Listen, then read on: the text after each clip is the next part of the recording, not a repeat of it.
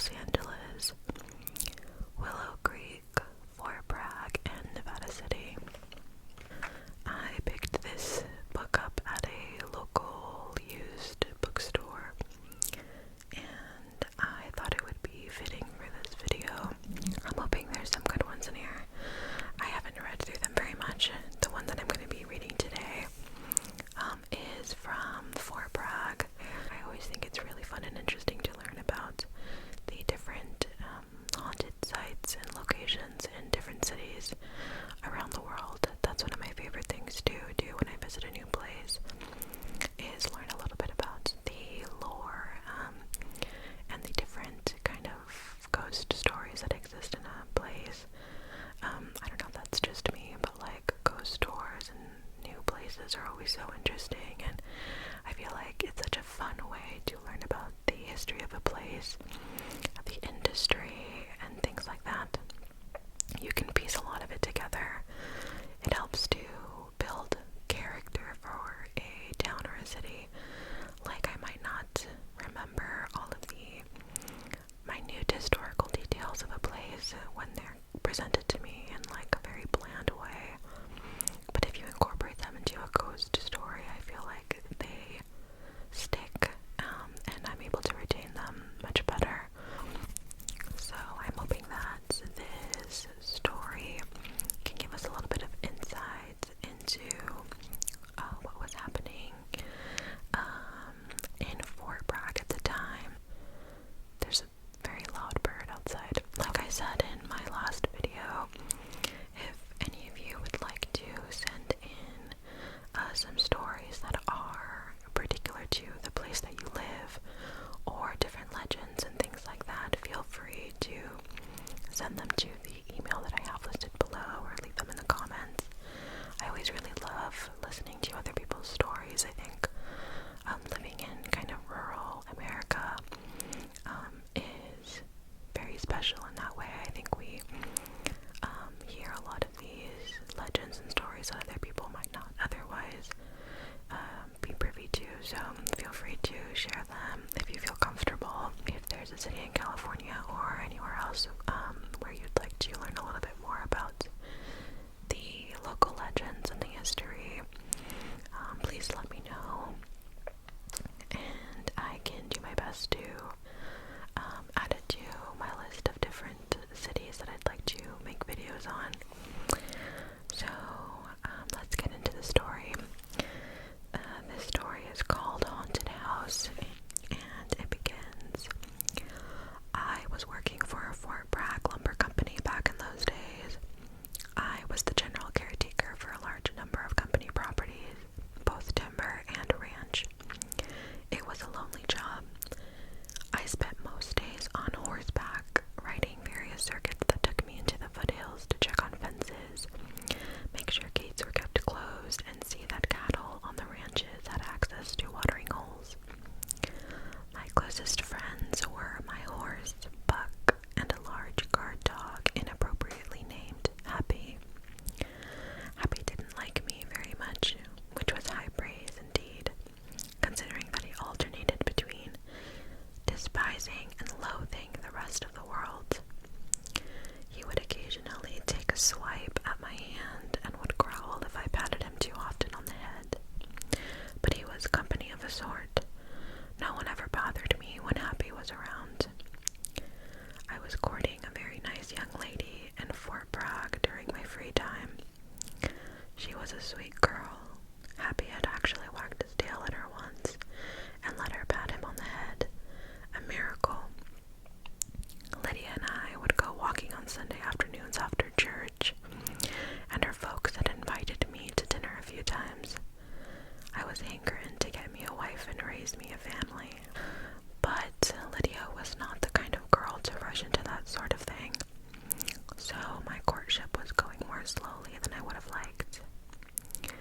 Still, I thought she would probably say yes when I proposed next week. I was happily musing on my future with Lydia that Monday morning as Buck, Happy, and I set out. I was scheduled to ride the longest of my monthly circuits that week, so I had packed my camping gear in several days days' worth of food. I was delayed quite a while with a downed fence at my first property, and it was late in the afternoon when I finished my chores at the second. I started riding out towards the old Phelps place and realized suddenly that it was going to have to be my last stop of the day. I shivered at the thought. I usually timed my visits to the Phelps place for around noon. It was an old, abandoned property with a monstrous, decrepit Victorian house that was supposed to be haunted. It should have been a good resting place for the local deer hunters, but they would not go near it. The few that tried came away before midnight with tales of ghostly thumping noises, gasps, moans, and a terrible wet blood stain that appeared on the floor of the front porch and could not be wiped away. "I'm not sure I want to camp there, Happy," I told my dog as I rode the overgrowth trail that led to the abandoned house. Happy growled menacingly, which was his normal response to anything I said. Then he plunged into the undergrowth and disappeared after a rabbit. "Still," I continued, now addressing my horse, "if any of the fellows at work found out I camped outside the house, they would never let me hear the end of it. They're always daring me to spend the night there with the ghost of old man McInturf." Buck liked it when I spoke to him. He cocked his head and strutted a little bit, enjoying the nice weather and my company as much as I enjoyed his. I pondered the story of the Phelps place as I rode towards the mansion in the quiet of the late afternoon. Phelps was an Englishman who had purchased land some 20 miles from the Mendocino coast in the 1880s. He had built a huge, fancy Victorian house, all covered with gingerbread trimmings and surrounded by lovely gardens. He had fancy furnishings, including a piano and a huge library, shipped to him from England and brought in from the coast by wagon. Then, when everything was arranged to his liking, he had sent out party invitations to everyone within messenger range. And I mean everyone. Townsfolk, miners, school marms, soldiers, ranchers, fishermen, loggers. Everyone was invited, and everyone was looking forward to the housewarming party. It would be the biggest social event of the year, with music and dancing and lots of food. Phelps roasted half a steer in a pit in the backyard. Sawhorse tables were set up with refreshments, and drinks were set out on the front porch. People arrived at the mansion in just about every type of conveyance known in the West. In buggies and wagons and pony carts, on horses and mules and donkeys, and even on foot. They came from miles around. Everyone who was anyone was there, and quite a number of people who might be considered nobodies too. In fact, the only one missing was old man McInturf's son-in-law. They had had a terrible fight that afternoon, and the boy had stalked off in a rage, threatening to get even with the old man. Versions of the story were whispered all over the party as the guests mingled and chatted, danced, ate, drank, and danced some more. Around midnight, the fiddlers took a recess to eat some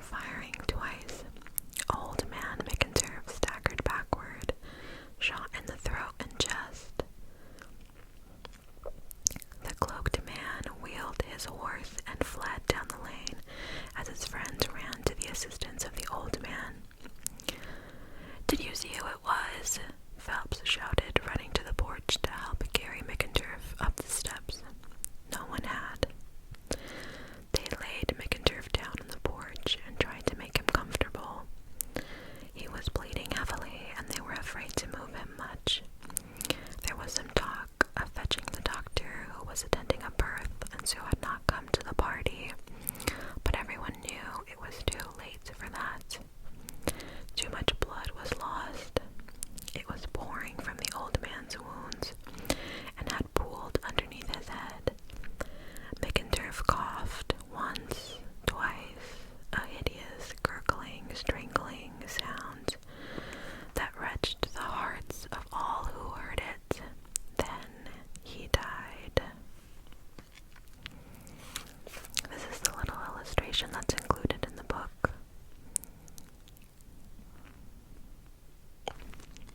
McInturf's body was laid out on the sofa, and the once merry guests left in stricken silence.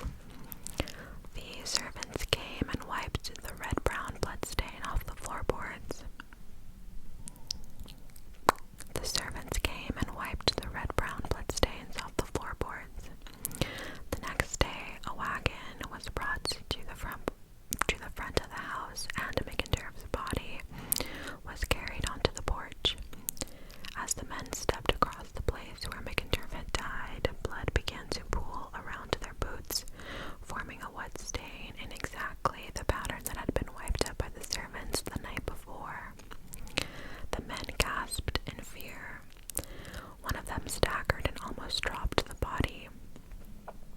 They hurriedly laid McInturf in the back of the wagon, and a pale Phelps ordered the servants to clean up the fresh blood stain. They never could keep that part of the porch clean. Every few weeks, the damp blood stain would reappear. They tried to repaint the porch a few times, but the blood stain would always leak through. Arrested for murder and imprisoned in the county jail, McInturf's son-in-law died of a blood clot in the brain.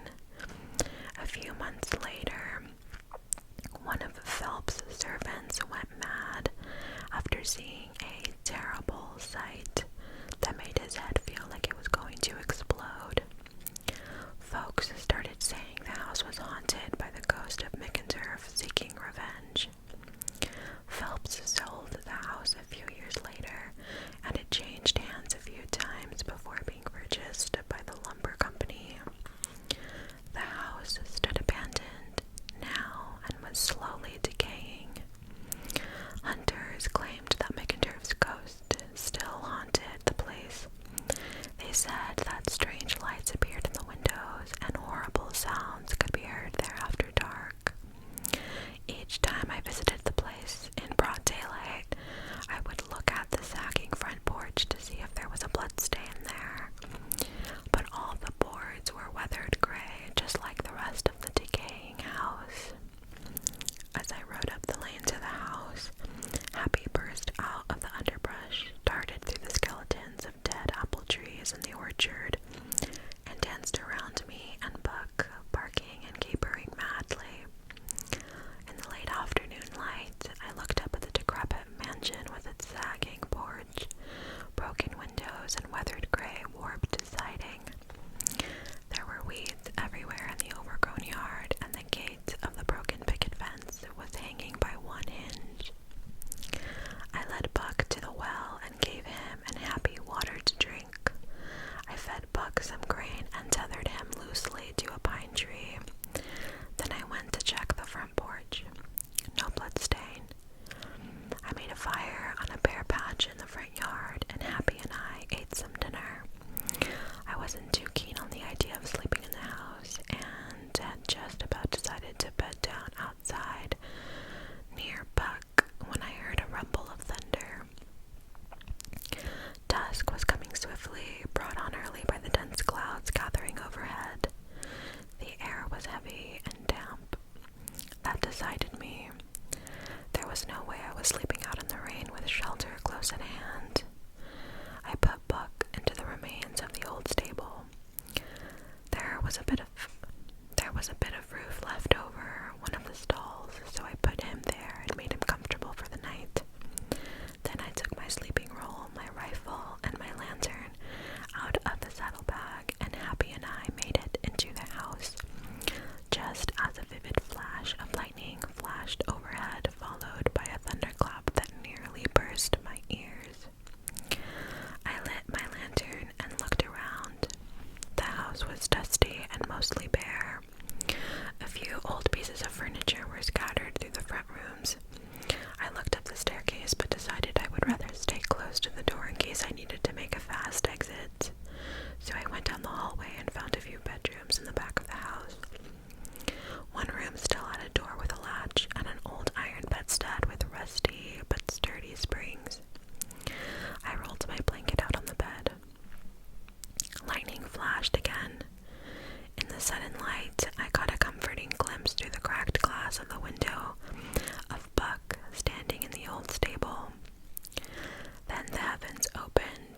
rain began pouring down on the house and yard.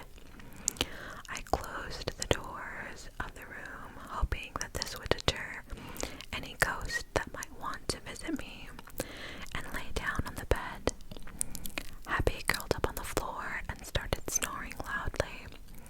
Even the heavy rain didn't drown him out, but I was used to it by now, and so I fell asleep. I'm not sure what woke me.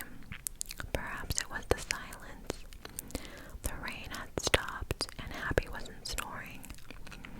My arms were covered with goosebumps, and tiny hairs were standing straight up on my neck.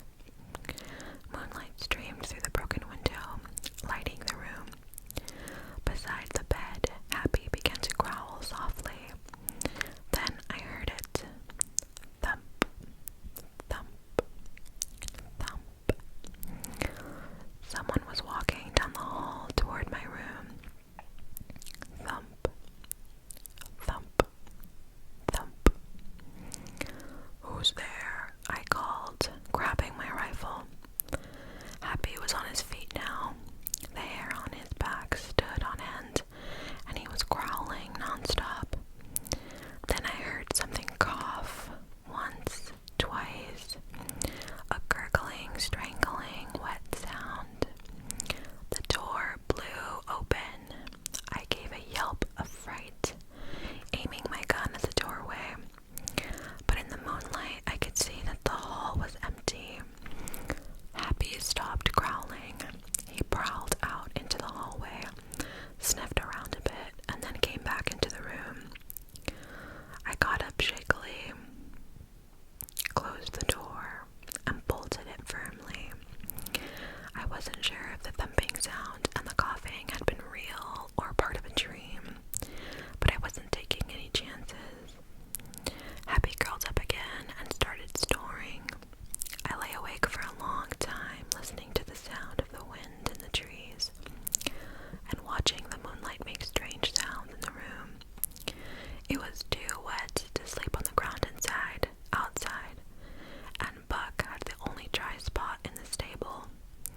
It made sense to stay in the house, but I desperately wanted to get out. I fell into a restless sleep, and I dreamed I was at a fancy party in a miraculously restored Phelps mansion. I was pouring a drink for a beautiful girl who looked a lot like my Lydia when I heard Happy start to growl. I woke up, sweating, and grabbed my rifle. Thump, thump, thump. The footsteps were coming down the hall. The bolt flew back, and the door burst open. A glowing figure staggered into the room, throat and chest bleeding heavily. It coughed once, twice, a terrible, wet sound of death. Happy took one look at the figure and leapt through the window, glass shattering everywhere. I followed him, ignoring the shards that tore at my hands and shoulders as I vaulted over the windowsill and out onto the tangle of wet grass underneath it.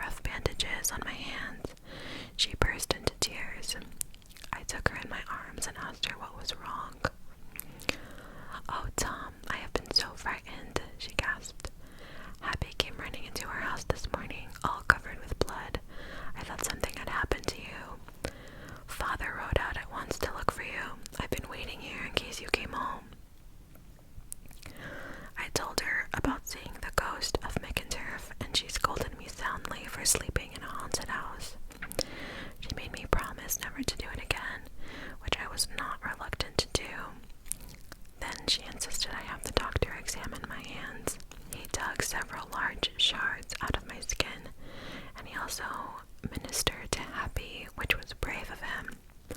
Happy was never quite the same dog again.